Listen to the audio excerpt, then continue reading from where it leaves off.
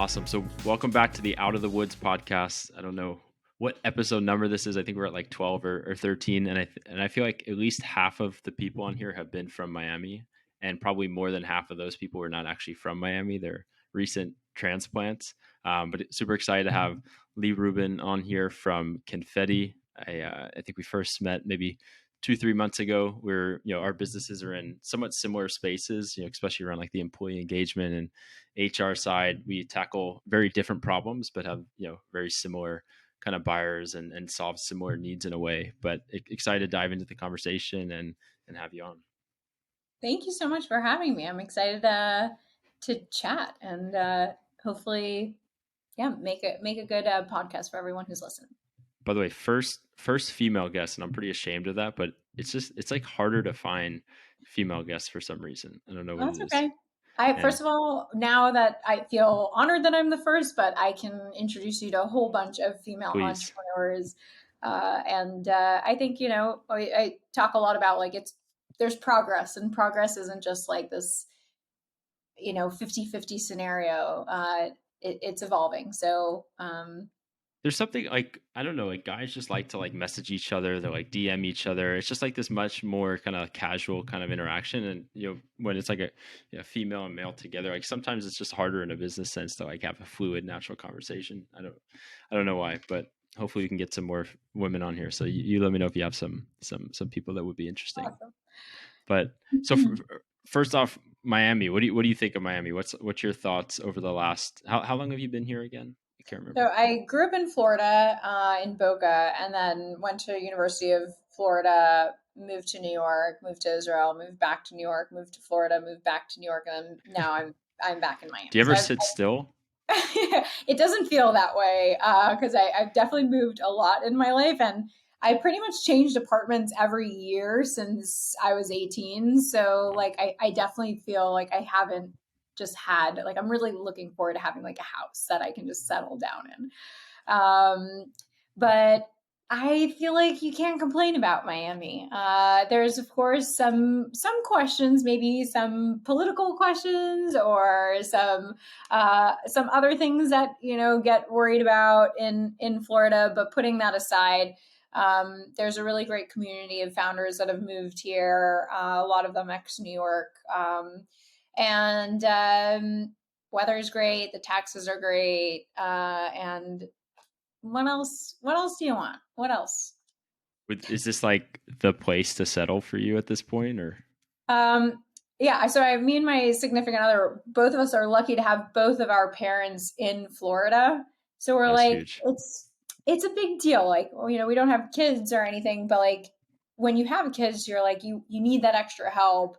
And to have both of our parents be so close to us, we're like, maybe we shouldn't make any kind of crazy moves and leave. But both of us are still very curious about leaving and either doing like a West Coast stint or moving back to New York for a few years. So we haven't totally taken it off the table, but we're definitely here for now and we're happy here. Yeah. We lived in LA for a little bit, like Redondo Beach, and I love it out there. I love the West Coast, but we had zero family. There was no, 6-hour flight just to like, spend the holidays with people and stuff. And knowing like one day we'd want to have kids, I think it was just like very challenging to see ourselves kind of staying there. And we're just constantly on flights across the country over and over again. So, we have a 3-month-old and Helen's mom like lives with us part-time now and takes care of the baby throughout the day and stuff. And there's so much value in that. It's hard to compete with family being right around the corner, but I love it here as well. And then you spent some time growing up in Israel, or were you born there? Or were you born in the States? I was born in Israel. I moved to the US when I was 4. And then I moved back to Israel, always in the spirit of just finding a technical co-founder. But once I did, he was like, go raise us some money. And so I moved back to New York. But Israel is very much a core part, I think, of my identity that runs deep. If you grow up there, like if you're born there, does that make you like eligible for the army and all that kind of stuff? Like you basically are kind of have to do that eventually. Yeah, so there's certain rules, but at large, once you're born there, you kind of have some form of an obligation. But at a certain like amount of years after you leave the country, you just basically need to get like signed out. So there needs to be like a process where you tell the army, I'm not actually going to go serve. In my case, not only that, but you have certain exemptions like celebrities can have exemptions, or people who play professional sports can have exemptions. So you usually say like, hey, I got a full scholarship to University of Florida. I'm going to pursue my academic studies, so I'm not going to go to the army. But I think it's easier once you don't live there for a very, very long time. So, Yeah. but if What you do live there, you definitely have to go. There's no way around that. do you think like the military aspect of the country leads to like this like 100%. more, operationally minded people that have higher standards and expectations, like because it feels like almost militant in a way, the way that some of these companies are run. They're very organized, very process driven. Totally. I think that the military helps a lot, and in many ways, the way that they help is through the experimentation of R&D. So a lot of my friends that are Israeli who built their own startups, the startup that they ended up building is a continuation from the things that they learned in the army, especially in cyber security, anything that's like machinery or AI. They learned those things in the army, and then they found similar real world applications outside of the army to take that. And it's a very unique skill set, and like Israel is constantly at war, so we're one of the countries that's like has experience. Like most countries haven't been at war in a very long time, so it's different to in practice and then versus reality. And when you're constantly in that reality, you have to be very strong at what it is that you're doing. And I think the combination between the resiliency and the never ending like battles brings the Israeli people to just kind of always need to have their A game, because it's a survival mechanism. And Yep. the military does a really good job in breeding exceptionally talented people. And yeah. Yep. Yeah, we have a few military veterans on our team. Like our chief supply chain officer is an ex-Marine, and he just brings a great empathetic leadership style, super organized and disciplined. And I've learned a lot just kind of like observing him operate in a way that's different than the way that I kind of like loosely operate off of feel sometimes. So then, Confetti, it seems like the timing was pretty perfect in the sense that, you kind of got the business off the ground in 2017 and started to hit an inflection point at a time when the world went fully remote. Was that kind of by chance, or did you see that kind of coming leading up to it? What was kind of the story in the beginning? No, we definitely didn't see this coming. I think that would be very special for us. We started Confetti for the in-person world. That's what we raised our seed round on. So we helped companies bring their employees together, but face to face. So a lot of parties that happen in the office or a venue of their choice. We did the Caviar DoorDash acquisition party. We would do like Riskified when they were 400 employees. When Datadog was super small, we like did the haircuts in the office and their happy hours. Like it really, really ranged all the benefits and perks. And when COVID hit, it was a surprise to us. Many people were like, "Whoa, Lee, we're so sorry that the company that you worked so hard to build is, literally evaporated within a day." But we were really, I like when I look back, we were so resilient. We were so like it. We didn't even take a moment to feel like pity or sadness for ourselves. Like there was like one day where we were like, okay, let's just let this like sink in for a second. But tomorrow we're going to come to the office and we're going to start bringing solutions to the table. And a story that I really like to share is the last invoice that we got for an in-person event and the first invoice that we got for a virtual event. The span between those were 10 days, which is really a testament to how fast we were able to pivot. And once we got that first booking, we just never looked back. We just were like, if there's one, there's two. And if there's two, there's three. And now, fast forward, we've done over 16,000 events on the platform. We have over 5,000 customers, and it's been a really beautiful journey. Had you have done any of like these remote events leading up to, the pandemic? Was that something you had trialed out at all? No, no, not at all.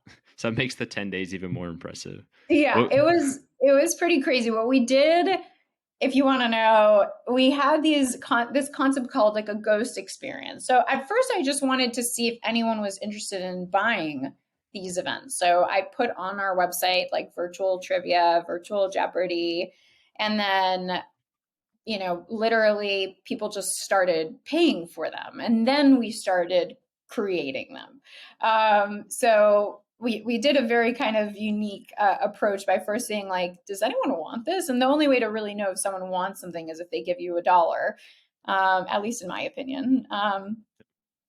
So what that was that. before I have plenty more questions, but I guess just to take a step back, what is confetti? Like what's the easiest way to describe it? Why do people use you all? So I think in the most like there's the kind of the shallow response, and then there's like the deeper response. The shallow response is that companies use us to really simply put together their virtual experiences. So many folks have compared us to the Amazon of virtual experiences. Some people have called us the Netflix of experiences or events. Some people have called us the corporate Disney World. So I like all those different analogies of It's almost like Peloton too, because Peloton's more live yeah, entertainment. especially because they create their own content, which we do Yep. too. So yeah, I definitely see Peloton. I see Netflix. I think the deeper thing that came from the vision, but we really start seeing this happen in the spirit of these events, and the fact that we take the quality of these experiences so seriously is the vision behind Confetti is really that the connectivity piece of work that we feel like is missing in today's world, where people essentially engage in a job and it's become this like kind of sad story where no one likes their job, no one likes their colleagues, everyone hates Mondays and looks forward to Fridays. And then you like look back and you're like, holy crap, uh this is like the biggest portion of my waking hours. So like besides the time that I'm sleeping, like when I'm awake, like Monday through Friday, 9 to 5, this is where my time is going. And if you're doing it with a job that you don't like and people that you don't like, it's like a really sad way of living. And I think that's the story that we're really trying to change in this world. And we hope that I was talking to another founder yesterday. I was like, confetti is not going to fix, a crappy culture. Crappy culture is like a whole other story. You have toxic managers and whatever. But what it can do is it can create empathy by having these experiences, by having a laughter, by going on Zoom and doing a cooking class, and then you see other people's kids or wives or husbands or whatever. And then those are the people that you're like, oh, Greg, your manager, he's not a jerk. He's a father with 2 kids, and his kids are actually hilarious. And, next time when you're in a meeting with Greg, you're going to be like, okay, you're human. You're human just like me. We've got our ups, we've got our downs, we've got everything in between. Let's like work through our indifferences and try to build something great. It's like if you think about like 10, even 10 years ago, 15 years ago, the people that you work with are like your circle. Those are the people you see every day, 50, 60% of your time. It's the people you like, your kids go play soccer together on the weekends and you go out to Central Park or whatever. Like it's just your coworkers become your life. But that's not necessarily the case anymore, for better or worse potentially. But when you're in this remote environment, you're like your life is like that computer, but then you turn it off and then you go back to like other things and you don't have that like support system. You can't vent with those people after work and like go grab a drink and just these little kind of social cues that bring you closer and closer together. And it makes work just very sterile. It's like very much about the task at hand. And then like you said, when things become annoying or they get hard, people kind of maybe even quit because they're just like, I don't care enough about this company, I don't care enough about these people to really deal with this stuff, so let me just move on. And there's a lot of this attrition that's happening at companies. People stay for 9 months, they stay for 12 months, and they kind of just move on. Whereas if you feel like you're truly part of a team, like if you were on a basketball team, you wouldn't quit after 8 months because it's hard. Like you feel an indebtedness to each other, like you're on this journey together. And I think anything that you guys can do to help build that sense of connection is really impactful for our company. It's not just the, hey, let's like watch a magic show. It's like, how can we bring this team together in a way that's going to feel like, hey, we're on this shared journey together. Totally. I recently posted on LinkedIn this post by Shahil Bloom, and I he saw that one. created some really cool data around the people that we spend our time with over the course of our lives, and it's like 6 different graphs. And the TLDR of these graphs is like your time with your kids are really limited. You spend a lot of time with them when they're babies, when they're young, and then pretty much once they're 18, they leave the house and you start to spend less and less time with them, and you really need to take that time with them seriously. Like I really think to myself, if you have like grandparents that are still alive, like where do they live? How often do you get to see them? How old are they? And then you start to think, wow, I have 5 more times that I'm going to see my grandparents if they're going to reach the average life expectancy of 80. And that's like a really crazy thought to think. And on the other side, you have coworkers, where your coworkers are some of the people that you're going to spend the most amount of time with in your life. And we're like afraid to get into arguments with them. It's like we're totally okay with getting into arguments with our significant other, and it's like obvious that those arguments like deepen our relationships, and they're part of the experience of having a deep relationship with our friends, with our families, with our significant others. And then all of a sudden the rules completely change once you're in a workplace, even though you're spending more time often with your colleagues than you do your significant other even. Do you think remote work is a net positive or a net negative? I think ultimately remote work is a net positive. I think that you really need to learn and know how to manage your team remotely. And if you don't know how to do that, I can see a world where remote work for those people, for those managers, for those employees is a net negative. For our team, we have that skill set where we know how to manage a team remotely, and we can give our employees the luxury of working from home or from a local coffee shop or office of choice.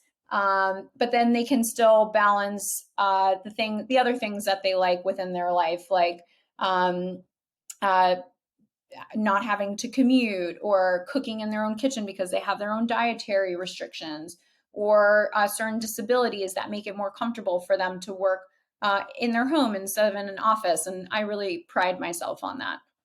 No, there was a lot of these types of businesses that kind of came up, over the last couple of years, and of like varying quality levels. Like there's some people that are just like, they're a personal trainer in their house and they're like, let me do some Zoom classes or something. And then you have like the local magician that does magic shows for people or something. And then you have people like yourselves and your company that kind of more institutionalized it and brought it to a whole nother like quality level. Like what allowed you all to stand out and acquire a ton of customers, do 16,000 events? Like you talk about the quality of the content and, in-housing all the content. Like why was that an important decision? And how do you go about doing that? Yeah, I think it really is for us. It's one of our core values of wanting to have really quality experiences. It's the lifeblood of the team that I've acquired, and everyone in the company is super aligned that we want to make these experiences the best that we can. And we're constantly reviewing what went wrong and how do we make it better, what's okay that could be better than that, and what's amazing that could be even better than that. Like we're constantly pushing the boundaries of what does great look like. And I think that what happens with most other companies and marketplaces, especially ones that are venture backed, is most marketplaces don't want the responsibility of quality, right? Because you're like, hey, that's a lot of work. I just want to process your money. Like, I don't want to have to be responsible for whether you enjoy yourself. Like, that's something so subjective. It's something so difficult to achieve. So I'm going to create an open marketplace where I let any vendor in the world sign up for my platform. And if you don't like it, just give them a bad review. But what I found is like, that's such like a waste. It's such a shame of like an opportunity, because people are coming to that marketplace and they're really hoping to get a really great experience. And those vendors are just, one often like a pretty small company, and we're a venture backed company. So we can really take whatever it is that they're doing, amplify it, bring like the world's most expert mixologists. We can bring the world's best magicians and take these small vendors and elevate them by really curating the curriculums, really curating the quality of the content that's on our marketplace.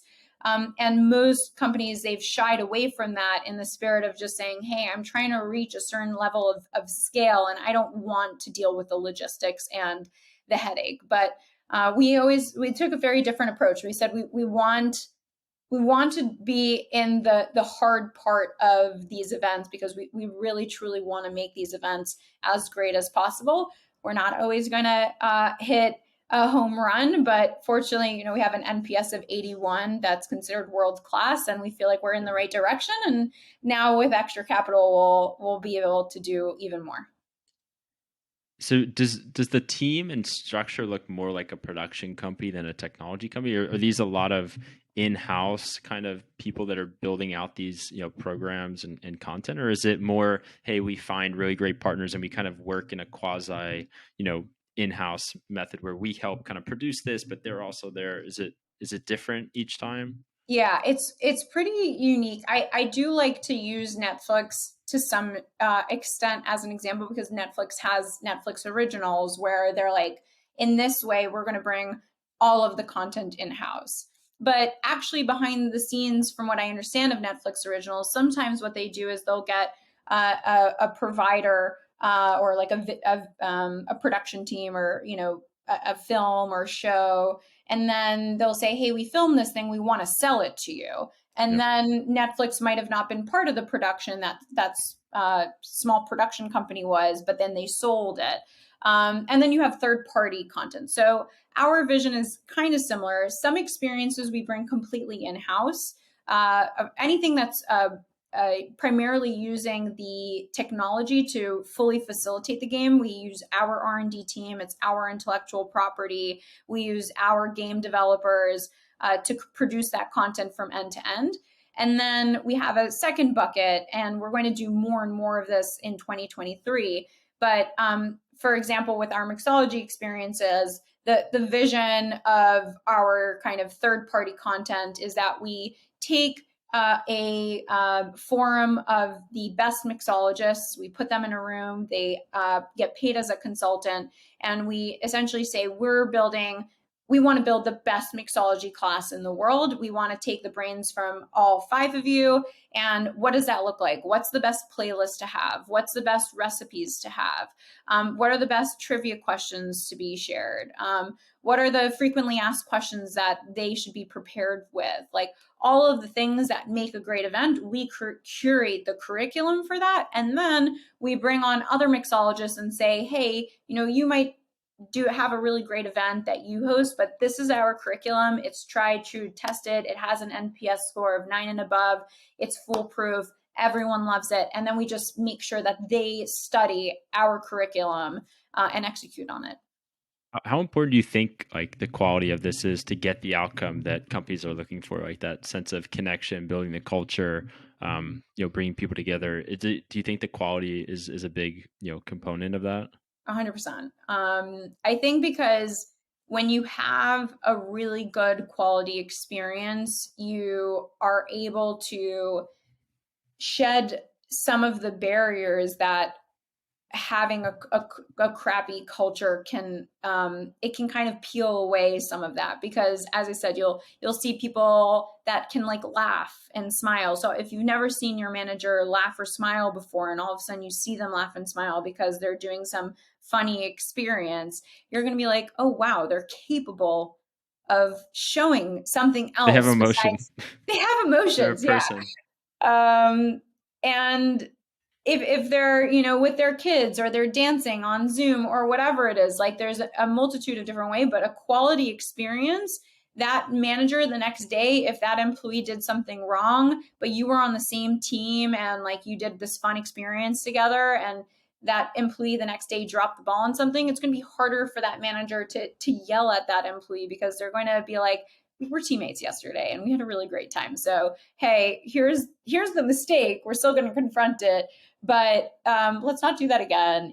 Let's figure out a better path. And it's going to feel it's going to feel healthier. And the more that you do that, the more you kind of start chipping away and start realizing, oh wow, these people that I work with, they're humans. They're just like me. That we're complex. We have our own traumas, our own parental upbringings, our own workplace. If you had a traumatic workplace boss, like people bring that to their next job, and it shapes them and molds them, and we have to be more aware and sensitive to that. Yep. And I've been on plenty of, maybe they're not like virtual events, but even just like being on Zoom calls where you're not engaged, it's very easy to kind of like not pay attention, not be engaged, and you won't get any of the benefit of what you're after if people are kind of like aloof and not even watching and not paying attention. But if you have that kind of really captivating experience, then it totally changes it. You can almost feel like you're in person with those people, like you're really in it versus like, oh, I'm checking my phone, I'm looking at another window, I'm answering emails. Have you thought about things like trying to lock people into the screen while they're like in the experience to keep them focused, or is that Keep them outside? focused. Um, I don't think we've thought of that, because The I content's think so that good you don't need it. yeah, that's kind of the vision, is like the goal is to have an experience or event so good you don't want to multitask, like you don't want to check your email. And people write that in the testimonials. They're like, we got like an hour to completely disconnect. We were having such a good time. We didn't check our emails. We didn't check the Slack. Like that's what we want. We want people to disconnect from their work for like I say a minute, but usually it's an hour. And have like a good moment with like a meaningful moment with their colleagues. What's like a story that stands out from the pandemic, from like one of these experiences for a customer that was maybe the most impactful, or the one that maybe your team was just so excited kind of learning about? Ooh, that's tough. And also, what was the biggest flop? I'm curious, the biggest flop from a I'll content tell you perspective. I think something that would be interesting for uh, the listeners that is relevant for today. And then I can also probably share a big flop. So in the beginning of the pandemic, uh, we were selling these virtual events, and these companies that were in person and now they were virtual, started to invite their remote employees, because they're like, oh, we now have these virtual events. We now have an opportunity to invite everyone within the company to these experiences alongside like the warehouse workers. And they invited everyone. The event finishes. We jump on a call, and they're like, none of these remote workers showed up. It's very odd. And we did another one, and none of these event remote workers showed up. So we hopped on a call with some of these remote workers, and we said, hey, did you know that there was a virtual event? Yes. Did you get and see the invitation? Yes. Why didn't you show up to these experiences? And they're like, well, we were never invited to these experiences prior to the pandemic. They never like made an announcement, hey, now you're part of the team. Like you're now invited to these virtual experiences. Like there wasn't like a communication. They're like, we never felt like we were actually part of the company. All of a sudden we got these random invitations to these team building events, which we never got in the past. And so we thought that it was a mistake. We thought like we weren't actually invited. Um, and I see this now becoming kind of like a similar issue in today's world, where we're going back to in person. We're doing this like hybrid component, many of these organizations. And a lot of them can cause complexities because we're not being sensitive to some of the dynamics that fold around. So like yesterday I spoke with a founder in Miami, and he said like the Miami team loves to come to the office. The energies are really great in Miami, but the New York team is jealous of the Miami team because they're not going to the office. They don't have that same energy. And it's kind of hard because the founders live in Miami, and so the founders are giving all this really cool energy to the Miami team, and the New York team is kind of like the kids that are like, wow, I want attention and I'm not getting it, right? Yep. And so we're starting to create the same mistakes where these other remote employees are starting to feel like these second class citizens. And if you don't have good cultural leaders within those other time zones or this other cities, you're going to start to see those offices disconnect from one another and not be as strong. So I think that's like a cool story that also pertains to today. Um, I mean, in terms of the biggest flop, oof, I think what's funny is their Halloween always brings out really weird things out of people. You start to really And like understand people on a deeper level. yeah, and we're in the business of working with other people. It's a hospitality industry, all things considered. And if you've ever worked in the hospitality world, you will come across all different types of people, and you're like, whoa, there's a lot of unique souls on this planet. Um, and we're here to please also our customers. And one of the customers in the middle of this trivia event was like, everyone stop what you're doing. And she's like, she was the organizer. So the host is like, okay, what's going to happen? She's like, I want everyone to stop playing the trivia. I want everyone to watch me dance. So she has this like wig on, and she like dances in front of the Zoom, and she grabs this like fake bucket of blood and she dumps it on her head, and she like comes deep into the Zoom, and everyone is like, what the hell is going on here? And sometimes we're like, okay, and And back she's to like, day to trivia. day, she's like all buttoned up. She doesn't say anything. She's clean, you know. So we get a lot of unique personalities, but Wow, fun. Well, you get some interesting stories for sure. oh Now, yeah, we have a lot of really great Slack channels, and one of them is hilarious customer communications. And that should become like your content. If they sign off on it, you can do some marketing campaigns around it. totally. We once had this really fun, we used to send out really quirky prizes. And like now we have gift cards and we're working back to go back to the prizes, but we do so many events, and it becomes really logistically complicated to send all kinds of really quirky gifts to these, people. And one of the things that we used to send is these burrito blankets. And this guy was like following up to say, like, I'm so excited for my burrito blanket. And he put himself like in the burrito blanket while eating a burrito with a burrito Zoom background. And he sent us this photo of him, and he's like, I fulfilled my vision of being a burrito. And we're like, we're so happy for you right now. Oh my gosh. But these become these memories, that people can draw back on and be like, oh, remember when XYZ when, and again, if you're in this fully remote environment, you don't have many of those kinds of moments to look back on. Totally. Yeah. So if you think about, the economy kind of shifting a little bit over the last, 6 months, obviously there's lots of fear and uncertainty. There's been tech layoffs and all this stuff, but there was also a Lattice report that came out the other day that said, the number one priority for HR teams is employee engagement. Still, they want to make sure that they're retaining the talent that is still at the company, that they are continue to be excited and motivated to be there. How do you see Confetti kind of playing into like this economy? Yeah. It's pretty interesting because we're also thinking about that in a different way. And I have a few responses for it. I'll share a quick story that we had internally where our one of our employees, his wife worked at a company that just had a very severe layoff. And they found out that their internal events team went from like 7 people to like 1 or 2. And he was like, I know that this might sound like bad news because our ICP just shrank from 7 people to 2 people, but these people are now going to have an additional pressure to put together all these different types of events, and they're going to need to be able to scale, and they will need to use a platform like Confetti to help them truly scale all these bookings.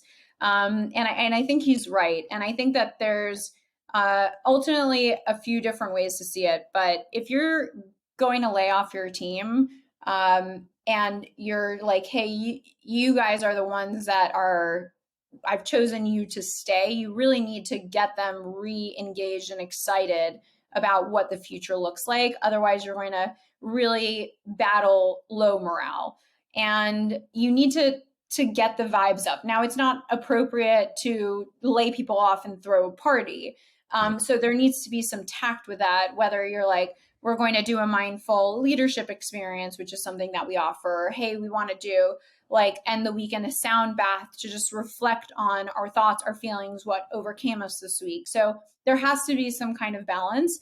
But once you're ready, we want to connect everybody in a way that re-engages the team that's left. Virtual events specifically are extraordinarily affordable. So if you're going to cut out a budget, you're going to cut out the offsites that are extremely expensive. Business travel usually gets hit quite a lot. And if everyone is in their own location, city, whatever, how do you get them together? And you can very affordably get them together with a virtual event. We have experiences ranging from starting at $7 per person. So really any company in the world, it's basically a cup of coffee, could afford an experience that we sell. And yeah, it's just that morale, team building, culture is no longer this like nice to have thing. It's something that needs to be a part of every organization during good times or bad times, and it needs to be done regularly. Yeah, and I think what's interesting is, from the sounds of it, the content that you have is not just like this light, airy kind of whimsical stuff. Obviously, that's part of it, but there's also some more kind of deliberate, thoughtful, intentional programming that kind of gets a certain outcome. Where, because I think a lot of people, their first thoughts sometimes with like virtual events is like, oh, it's like some funny light thing, and it's not really like impactful, and people don't really want to participate. But it sounds like you all have been a lot more thoughtful about, okay, like we have much more purposeful content that's going to help companies achieve a certain outcome that they're, in whatever the stage of the company or what they're trying to achieve. We probably have something that fits what they're looking for, right? Most definitely, yeah. Yep, makes sense. And then more from a company building standpoint, like you guys internally, you know a lot of public companies have said, "Hey, we don't know what the future looks like. We're not going to like even issue guidance on our revenue and earnings and stuff like that." Like, how do you even think about like planning for the next 6, 12 months in kind of a murky environment? Is it hard? Do you do a lot of financial modeling? Are you a financially driven kind of organization? Is it, how do you think about the next like year? Yeah. So I'm a little bit more old school when it comes to the financials. I remember my first chats with you, Michael. Like we were more of the kind of bootstrappy. I know now I feel like a wrong saying because you're properly bootstrapped and we are We're venture cap. capital efficient, all of Okay, us. there we go. Yeah, we're capital efficient. Yeah. And I think that the founders that are not willing to do annual plannings, like I also spoke about this in another founders dinner that I was yesterday. I think that's not the right route to go. I mean, you should have investors and partners that understand the environment that you're in, understand that there will be agility, understand that things aren't going to look exact or like end up being exactly as you had planned for, but to put a plan for a year and say, hey, this is what we think this company looks like right now, I think is healthy. To track that over, by week, by month, by quarter, and say, are we close to where we're planning or are we way off is also healthy. And adjusting that financial model, the plans, whatever. I think it's really about thoughtful execution on where you're investing your dollars right now, making sure that you're doing things with thought. And I think just a lot of 2021, we mistakes were made without much thought. There was a lot of capital that was being thrown on these founders, a lot of pressure to grow really hard without this I think there wasn't even the feeling that consequences was something that was possible. Everyone felt like unstoppable.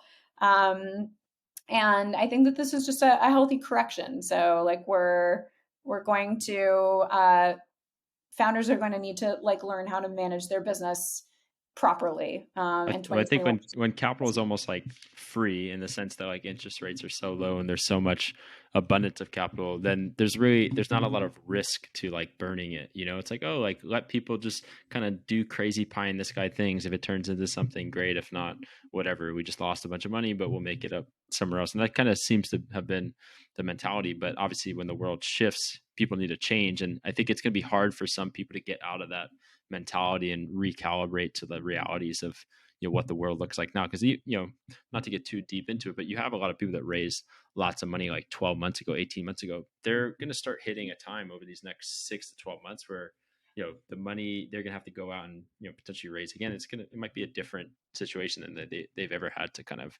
encounter before. So it'll be interesting to see the companies that can shift their mentality quick enough to continue to thrive. And then as you think of yourself as a leader and a manager, going into the pandemic and being okay, our whole business might go to zero. Now we have to shift, or going into kind of a recessionary environment and we have to like change the strategy a little bit. How do you think about like communicating and being a leader to the team? Is that typically you? Or are you typically the one kind of taking front and center, like the one kind of setting the tone? And what helped you get through the pandemic, and what's going to help you just continue to thrive now? Yeah, it's a good question. I definitely I'm doing the communications for these things. I love doing the communications for these parts of the business. I think that I do things in a I'm not sure. I've never been to a handful of different founders all hands or town halls, but when I at my town halls, I mean usually at least 50% of my portion and talks about culture and like what we need to do to improve culture and anything that's related to being transparent and bridging any gaps between what it is that I know and what is that they know, and making them feel comfortable, excited, and understanding. And the message for my team in 2023, as we start putting the plans together and showing it to them, is like, look, there is uncertainty with this year, and we're going to have to work really, really hard. We're going to need to reinvent ourselves maybe again. Currently Q4 is coming out to be numbers that we're proud of, but we need to be aware that as Q1 or Q2 rolls around, maybe luck won't be on our side, and we need to have a game plan ready for what does a company look like if people aren't booking virtual events as we're expecting. What are the marketing channels? What are we going to sell? How are we going to sell it? Who are we going to sell it to? These things need to be fleshed out. And sharing with them like this is what needs to happen, and doing it as transparently as possible. I think is definitely like the route to go. Is people really crave that transparency. It makes them feel safer. There's trust, there's more engagement, and they understand like we have a goal to hit as a company. What do we need to do to hit it? Are you the type to hold back any punches, or you'll keep it very real with people? Like, hey, this is the expectations. This is the reality. I'm more along the lines of like I will share the ugly truth. However, there was a moment over the past few months that I was worried that maybe we wouldn't finish our Series A. And I really thought to myself, like, what does the team look like if that doesn't happen? And some of those thoughts really worried me.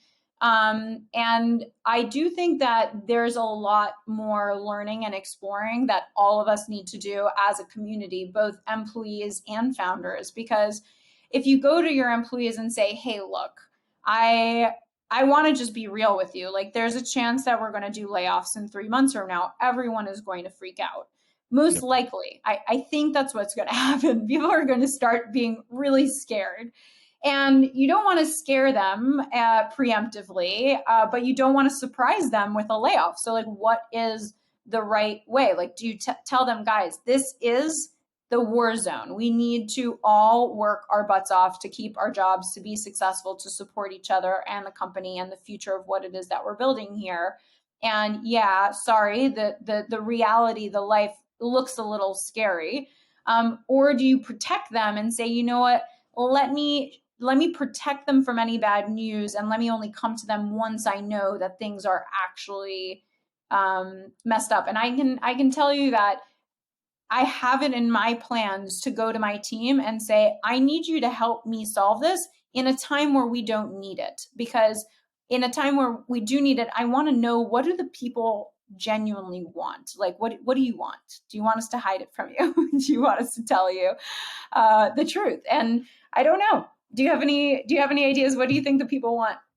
It's hard. I don't know. I mean, you want to be able to keep the team focused on the task at hand. So you don't Yeah, want to give unnecessary, worry to where they're not able to actually, because that's the time you need them the most. It's like, hey, we got to stay on track. We got to accomplish these things. But at the same time, you also need to make sure that people are all aware that there's a sense of urgency and exactly. things have to happen and change, and there needs to be impact. And, what I've seen too is, if you can get that balance right, sure, there's going to be some people that get freaked out, but also kind of the cream rises to the top, and some people will step up and be like, "I've got it. I love the company. I love you guys. I'm ready to do whatever it takes, and like, let's roll up our sleeves and do this." And then other people are going to flake out, and you also recognize, okay, who are the ride or die people, and who are the people that are just here because it's like a fun company and it's cool. And I think, SwagUp, we had a lot of the people that joined because it was like the fun, interesting, sexy company versus like, hey, when shit hits the fan, like it's actually really hard, and work has to be done and there's expectations. And so, we've had to over the last year think about that balance and what we're going to share and what expectations we're going to set. And, political polarization aside, Elon Musk is doing this right now at Twitter where he's saying, guys, the steady state is bankruptcy for Twitter. We're losing $1 billion a year, and I need people that are going to stay here. And maybe it's too much, but like work 18 hours a day and I'm sleeping on the floor and you need to be sleeping on the floor. But at least he's being clear and upfront and saying, hey, this is what my expectation is here going forward. And this is the stakes. And maybe it's a bit of a ploy, but, I think that's the extreme case, and sometimes it can work really well if you can then live that culture out going forward. But it's a tricky balance. Have you all, last couple of questions, have you all changed the way that spend on different things and make investments, or has it kind of been the same as before? Yeah. We started a hiring freeze, I feel like quite a while ago. More or less like I'm going to say like 6-8 months ago, we started like a hiring freeze. We brought a few people that we really needed, but Opportunistic. I wouldn't even call it opportunistic. I would say like it was people that we were like very calculated. Like for us, we know a certain amount of customers equals a certain amount of customer success people, and we got to a point where we needed Like the two marginal other. hires, the ones that are volume based. Exactly. We're like, we need two more of these people in order to sustain ourselves, to sustain the business that we were expecting for Q4. Other than that, we didn't make any hires. Now, with the new round of capital, we do plan on hiring more people. I think, though, it's going to be very thoughtful. And I think we're going to say to ourselves, okay, who are the 3-5 most important people that we really need over the course of the next quarter? Let's taste what this next quarter feels like, and have people that are actually coming from these big companies with a lot of experience. So I want to get very quality hires that are leaving the Metas, the Twitters of the world, and want to join a company like Confetti.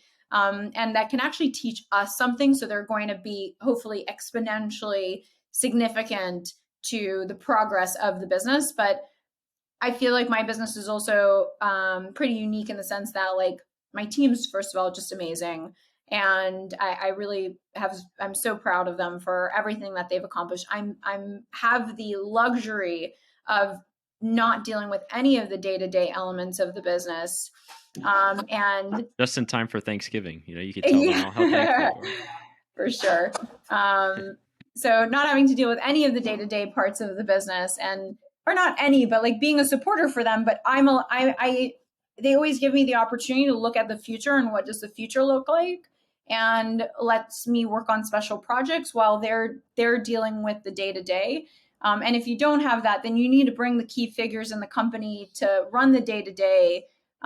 So you as the CEO can really focus on what does the future look like. And I think in 2023, it's more important than ever to really ask yourself, okay, what does the future look like?